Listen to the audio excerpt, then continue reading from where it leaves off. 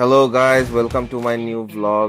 আজকে আমার fourth blog মালয়েশিয়ায় অ্যান্ড আজকে এইটা ছিল আমার ফ্রেন্ডের বাসা থেকে ভিউস। আমি এখান থেকে স্টার্ট করতেছি। আজকে আমি আর আমার ফ্রেন্ড প্ল্যান করলাম যে আমরা সেই গাড়ির কিছু কাজ করব। সো অ্যাজ পার প্ল্যান আমরা বের হয়ে গেলাম অ্যান্ড ফার্স্টেই চলে আসছি পাম্পে, পেট্রোল পাম্পে। এখানে কিছু ইন্ডিয়ান অ্যান্ড হার্লি ডেভিডসনও তেল নিতেছিল। সাথে সাথে আমরা এখানে তেল নিতে চলে আসি। এই যে আমার ফ্রেন্ড গাড়িতে তেল নিচ্ছে।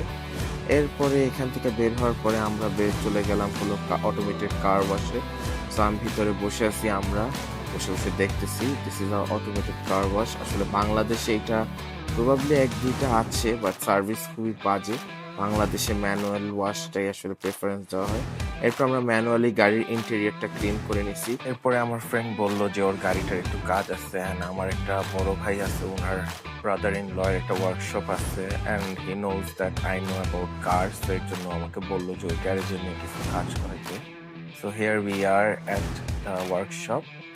এখানে আমরা আসলাম টু শো আর কার যে কি কি, যেখানে আরো অনেক গাড়ি আসছে তো কিছু পারফরমেন্স পার্টসের জন্য। আমিও আমার নিজের গাড়ির জন্য অনেক সময় মালয়েশিয়া থেকে পার্টস নেই।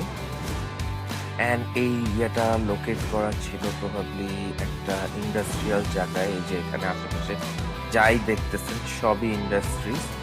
এটা একটা ইন্ডাস্ট্রিয়াল লোকেশনে ছিল।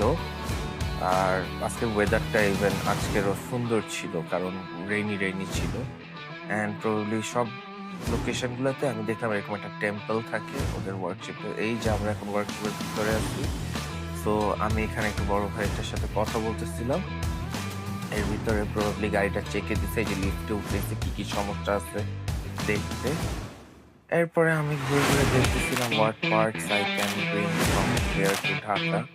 আসলে মালয়েশিয়া থেকে পার্টস নিলে অনেক চিপ হয়ে যায়, আর আমাদের গাড়িরও কি কি পার্টস লাগে এটা দিয়ে ফাইনালি সব পার্টস চলে আসছে। গাড়ির চাকা খোলা শুরু করছে।